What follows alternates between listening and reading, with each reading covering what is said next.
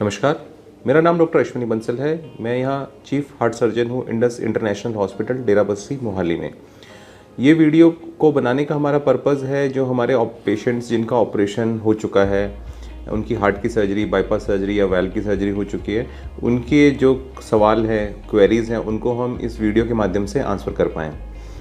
हमने कोशिश की है कि हम मैक्सिमम जो कॉमन क्वेरीज़ होती हैं उनको इस वीडियो के माध्यम से बता पाएँ।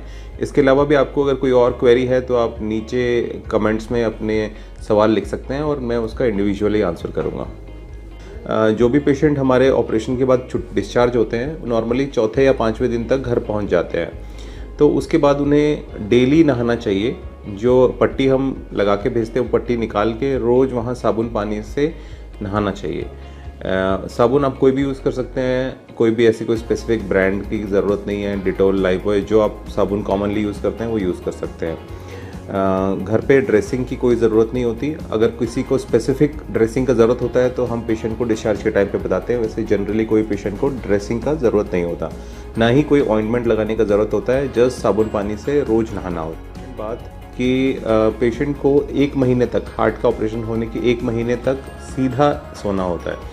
ऐसे सोने से जो बोन की हीलिंग होती है उसमें दिक्कत आती है, तो उन्हें 1 महीने तक सीधा सोना होता है। कुछ मरीजों को आदत होती है कि वो टेढ़ा ही सो पाते हैं, तो उनके लिए हम ऐसा ऑप्शन बताते हैं कि वो 2 तकिए लगा के ऐसे हल्का टेढ़ा होकर सो सकते हैं। बट जहाँ तक पॉसिबल हो, सीधा सोने से घाव जल्दी भरता है। एक हम ऑपरेशन के बाद में चेस्ट बाइंडर एडवाइस करते हैं पेशेंट को। वो सपोर्ट के लिए होता है, जो ब्रेस्ट बोन, सेंटर बोन होती है उसके लिए। ये चेस्ट बाइंडर आपको दिन में जब भी पेशेंट चलता फिरता है तब लगा के रखना है। रात को सोते समय उसको ढीला कर सकते हैं। हमारे सारे पेशेंट जिनका हार्ट का ऑपरेशन होता है वो घर के बाहर घूम फिर सकते हैं, पार्क में जा सकते हैं, धूप में बैठ सकते हैं। बहुत से पेशेंट्स की या उनके रिलेटिव्स की धारणा होती है कि ऑपरेशन के बाद वो एक कमरे में बिठा के रखते हैं, किसी से रिलेटिव से मिलने नहीं देते। ऐसी कोई ज़रूरत नहीं है, आप लोगों से मिल सकते हैं। बस इतना ध्यान रखें कि जिनसे आप मिल रहे हैं उनको बुखार खांसी ना हो। इसके अलावा हम ऑपरेशन के बाद में एक स्पायरोमीटर एडवाइस करते हैं। स्पायरोमीटर एक इंस्ट्रूमेंट जैसा होता है जिसके अंदर 3 बॉल होती हैं। उससे आप सांस की एक्सरसाइज हम ट्रेनिंग देते हैं उनको हर एक पेशेंट को ऑपरेशन से पहले ही। और आपको घर पे भी वो स्पायरोमीटर की एक्सरसाइज कंटिन्यू करनी है।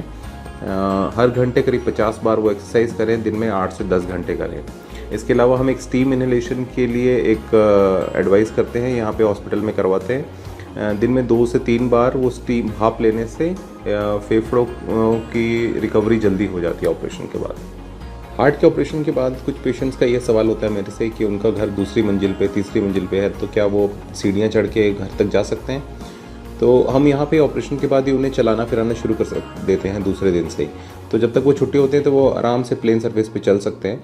तो जहाँ तक स्टेयर्स की बात है, 2 मंजिल तक रुक रुक के आप आराम से सीढ़ियाँ चढ़ सकते हैं, उसके लिए कोई मनाही नहीं। ऑपरेशन के बाद 1 महीने तक 2 से 3 किलो से अधिक वजन उठाने को अवॉइड करना है, ताकि एक बार बोन की हीलिंग अच्छे से हो जाए। 2 व्हीलर्स चलाना 2 महीने तक अवॉइड करना है। 4 व्हीलर्स 1 महीने के बाद चला सकते हैं। ट्रैवल की इंस्ट्रक्शंस के लिए पेशेंट 100 से 150 किलोमीटर तक अपनी कार में, जहाँ पे झटके उन्हें ज़्यादा ना लगे, ऑपरेशन के तुरंत बाद जा सकते हैं। रूटीन ट्रैवल पब्लिक ट्रांसपोर्ट में 1 महीने के बाद शुरू किया जा सकता है।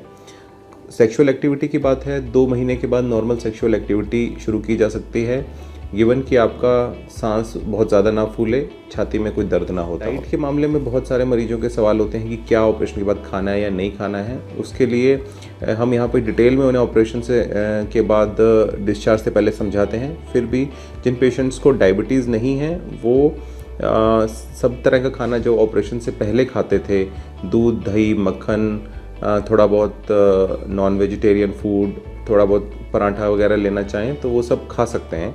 ज़्यादा ध्यान ये रखना है कि सलाद ज़्यादा लेना है, फ्रेश वेजिटेबल्स, फ्रूट्स ज़्यादा लेना है। बहुत ज़्यादा फ्राइड ऑयली चीज़ों को अवॉइड करना है कुछ दिन के लिए।